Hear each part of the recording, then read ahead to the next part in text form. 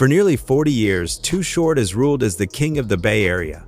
But no king stays on top without making enemies. Behind the fame, the gold records, and the smooth talk lies a story built on rivalries, betrayals, and street politics that shaped his legacy. Now at 59, Too Short is finally telling it all. No filters, no fake smiles, just the truth about the feuds that almost tore the Bay apart. From a pop star clash that ended with a chilling family phone call, to a protege who turned his back on the man who made him, to a business deal that exploded into a full-blown riot that got Short banned from his own city's radio station. These are the artists Too Short truly couldn't stand. Starting at number 5, we have MC Hammer. In the late 1980s, Oakland was alive with a sound all its own. The streets were buzzing with Too Short's explicit rhymes and funky bass lines, a sound that came straight from the heart of the city. He was Oakland's underground king, a rapper who didn't need radio play or record label backing to become a legend. But while Too Short was building his empire one tape at a time, another star was rising just a few miles away. His name was Stanley Burrell, but the world would soon know him as MC Hammer. Hammer had the energy, the dance moves, and the showmanship to light up any stage. He wasn't just a rapper, he was an entertainer. And when he hit it big with You Can't Touch This, he became one of the most recognizable faces in the world. But not everyone in Oakland was celebrating. To Too Short, Hammer's commercial success came at a cost. The soul of Oakland's raw, independent sound. See, before the fame and the flashy pants, Too Short had known Hammer as a local dancer who could pull a crowd better than most rappers could pull fans. But when Hammer suddenly became the face of Oakland hip-hop on a national level, Short took it personally. What really set him off, though, was one TV moment that felt like a slap in the face. In 1990, Hammer appeared on the Arsenio Hall show. When asked about the rap scene in Oakland, he smiled and said, "Well, I'm the only rapper from Oakland." For Too Short, those words hit hard. He wasn't just some rapper trying to make a name for himself. He was the name that had carried Oakland on his back for years. To hear Hammer erase that with one sentence felt like betrayal. Too Short didn't take long to respond. On his 1990 album Short Dogs in the House, he fired shots at Hammer, questioning his authenticity and mocking his pop star image. It wasn't just about pride. It was about what hip-hop stood for. To Short, Hammer's TV appearances, endorsement deals, and cartoon-like persona made him look like a sellout. Hammer was making millions, but Short believed he was leaving behind the streets that made him. But here's what most outsiders didn't understand. Hammer wasn't just some flashy performer who'd gone Hollywood. Beneath the sequin pants and the smile was a man who had deep roots in Oakland's toughest neighborhoods. He was respected, feared even. He employed people from the streets, gave back to the community, and carried real weight when it came to respect. Too Short himself acknowledged that side of Hammer years later in a Vlad TV interview.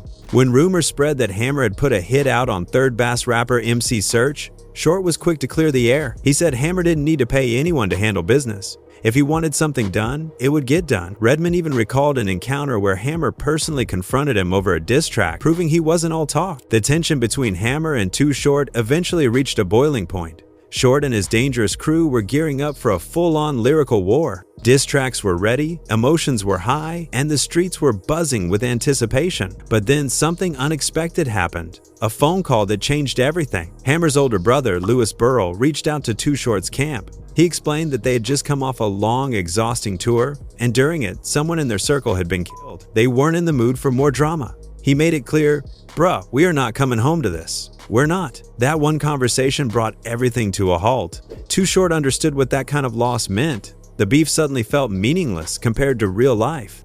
Out of respect, he and his crew backed off, and what had started as a rivalry turned into mutual understanding. In fact, they ended up becoming, in Too Short's words, family and friends. At number 4, we have MC Pooh. In the early 1990s, Oakland hip-hop was booming, and Too Short stood tall at the center of it all. He wasn't just another rapper with a hit song, he was the boss, the man who built an empire from the ground up. His sound was unmistakable, slow, funky, street, smart, and unapologetically raw. So when someone from his own camp started copying his style, it wasn't just competition, it was betrayal. And that someone was Pooh Man. Lawrence Thomas, better known as Pooh Man or MC Pooh, started out as one of Too Short's protégés. Like most young rappers from Oakland back then, he looked up to Short like a king. Too Short had already done the impossible.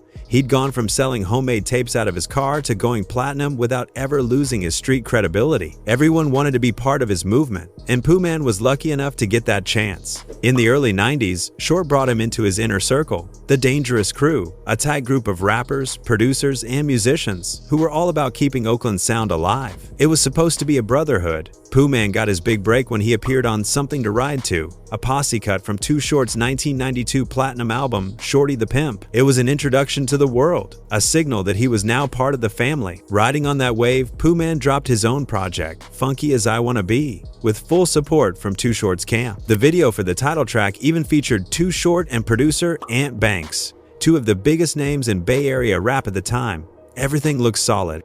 They were winning together, eating together, and representing Oakland with pride. But somewhere along the line, that brotherhood turned sour. By 1993, Pooh Man was no longer a friend, no longer a protege, and no longer welcome in Too Short's circle. The fallout was explosive and public. On Too Short's next album, Get In Where You Fit In, he opened the title track with one brutal moment. A voice asked, "What happened to that other rapper y'all used to freak with?"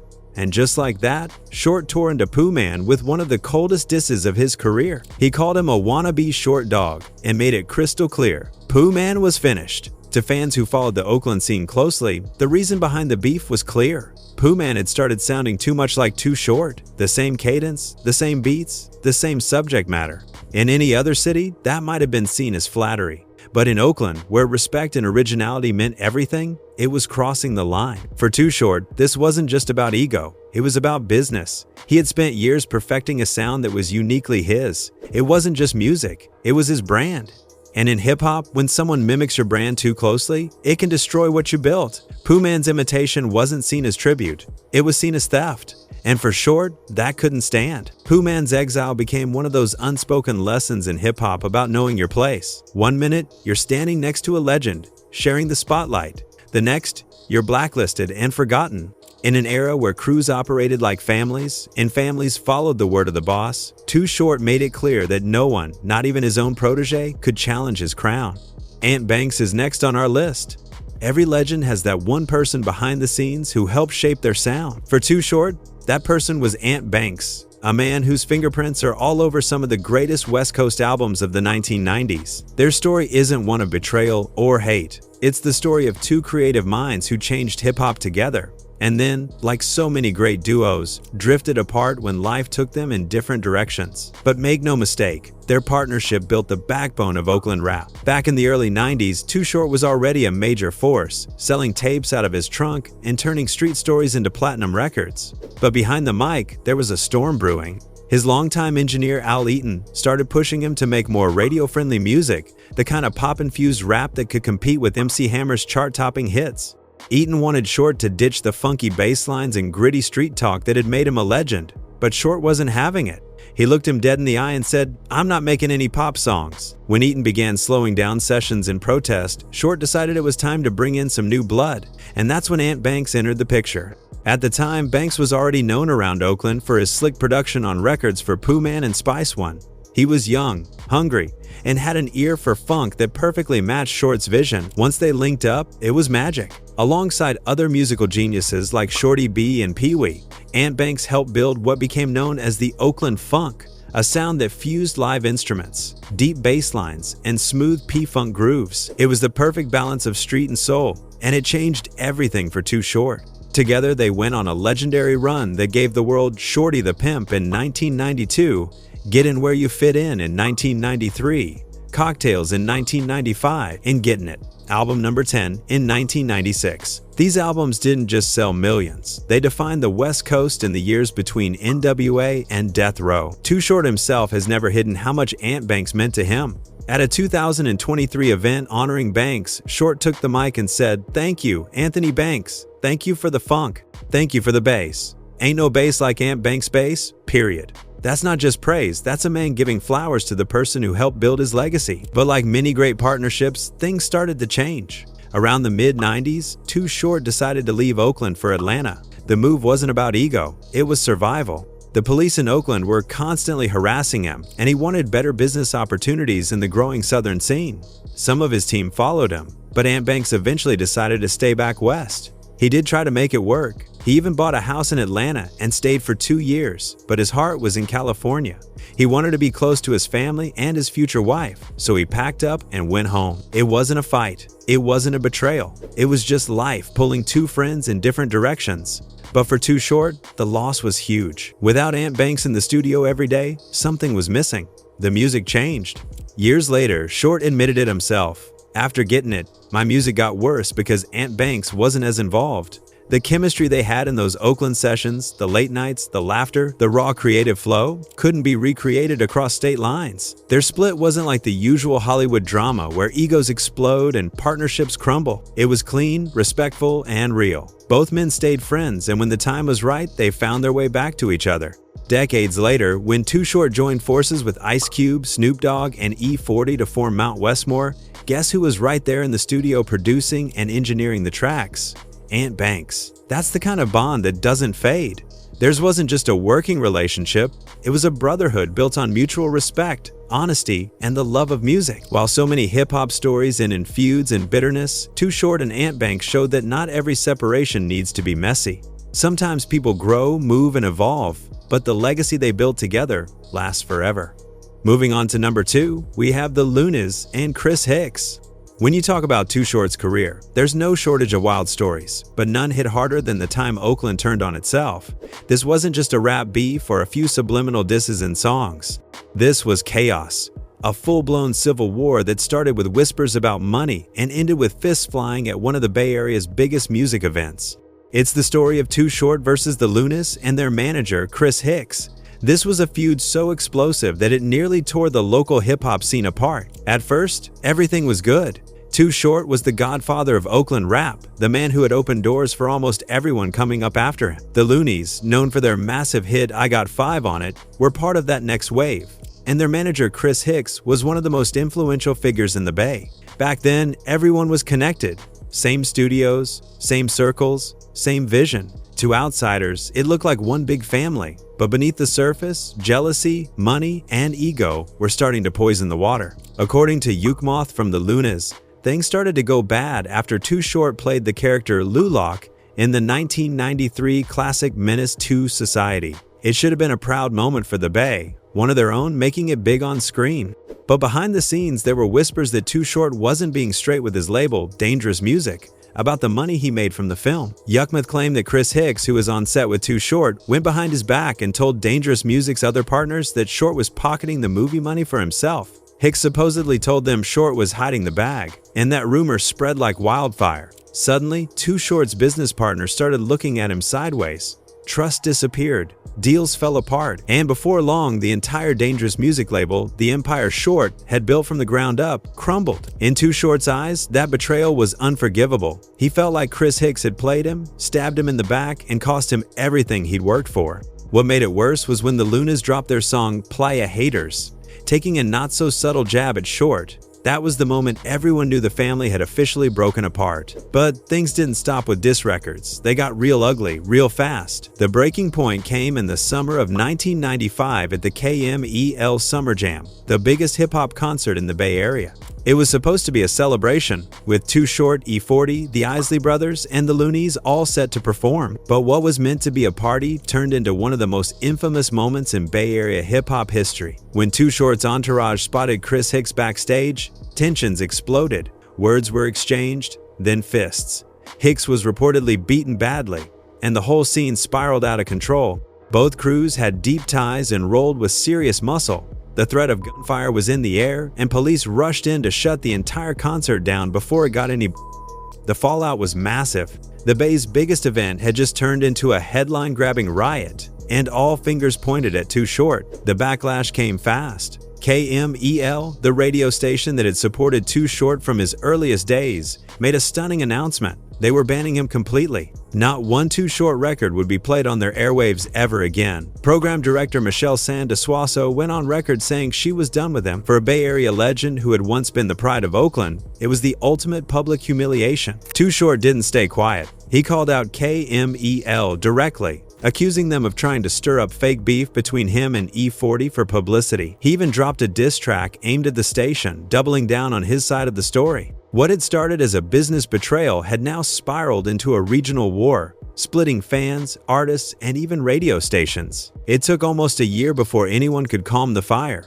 On May 22, 1996, peace finally came, and it happened live on the very same station that had banned him. Sway, who was a KMEL host back then, long before his MTV fame, organized a sit-down with Too Short, Yukmuth, and Chris Hicks. The three of them went on air together, publicly squashing the beef that had nearly destroyed their city's reputation. They admitted things had gotten out of hand, and Too Short made it clear that the real peace had already been made behind the scenes. But for the sake of the Bay Area, they needed to show unity publicly. In a time before social media, that radio broadcast was powerful. KMEL wasn't just a station, it was the heartbeat of the Bay. It had the power to make or break artists, to turn a feud into a full-blown movement, or to end one. And for Too Short, that moment on air proved that even after the chaos, the bans, and the bad blood, he was still Oakland's king. Messy Marv is number 1 on our list. By 2011, hip-hop had entered a whole new world. The days of rappers trading disses on vinyl were long gone. Now, beefs were instant, global, and viral, exploding on Twitter before the ink on the insults was even dry. For Too Short, a pioneer who came up selling tapes out of his trunk, this new digital battleground felt like another planet. And when he clashed with San Francisco rapper Messy Marv, it became the perfect example of old-school authenticity colliding with new-school internet bravado. It all started with what was supposed to be a private conversation. Messy Marv reportedly called Too Short to air some grievances, personal, business, and everything in between. But halfway through, Short couldn't help himself. He laughed. According to him, it wasn't out of disrespect, just disbelief. The accusations Marv was throwing around were, in Short's eyes, flat-out ridiculous. But to Marv, that laugh felt like an insult, a slap in the face. And in the rap world, perception is everything. The second the call ended, Marv exploded. He jumped on Twitter and went off on a wild rant, publicly dragging the Oakland legend and threatening to have some little Oakland dudes knock you off. Within hours, he dropped a diss track called Class of '84, FK Too Short, taking direct shots at Short's legacy, his street credibility, and his entire career. For Too Short, who had built his name off respect in the streets long before social media existed, this was more than a diss. It was a challenge to everything he stood for. At first, Too Short brushed it off. He'd been dissed before and didn't see the point in feeding the fire. But when Marv started claiming power in Oakland, things changed. You can diss Too Short's music, but you don't question his roots. That's when he decided to clap back. His response came in the form of a diss track called Where You At? And it wasn't full of fancy insults or wild threats. It was one simple question, repeated over and over, that hit harder than any punchline. Where you at? The entire song was a psychological takedown. Too Short didn't yell or curse out Marv. Instead, he exposed him as a keyboard gangster, someone who talked tough online but didn't have the courage to show up in person. He painted a picture of Marv hiding behind a screen, throwing rocks from a distance, and pretending to run the Bay while being nowhere near it. He even challenged him to pull up. No entourage, no social media talk, just a face-to-face meeting in Oakland. To Too Short, this wasn't just personal, it was cultural. The beef symbolized the growing gap between generations of rappers. Short came from an era when respect was earned on the streets, not in the comments section. When real men settled their differences in person, not through Wi-Fi signals. And by turning Marv's online rants into proof of weakness, Too Short made a statement about what real still meant in hip-hop. He didn't just question Marv's toughness, he questioned his entire legacy. Too Short reminded people that Marv had feuded with nearly everyone around him, including his own cousin, San Quinn. It painted Marv as someone who thrived on beef, using it as a shortcut to attention rather than standing on real respect. In the end, the feud fizzled out with no real winner, but the message stuck. Too Short showed that even in an era dominated by hashtags and retweets, the old rules of the game still mattered. You can talk all you want online, but when it comes down to it, Too Short's question still echoes louder than any diss track. Where you at?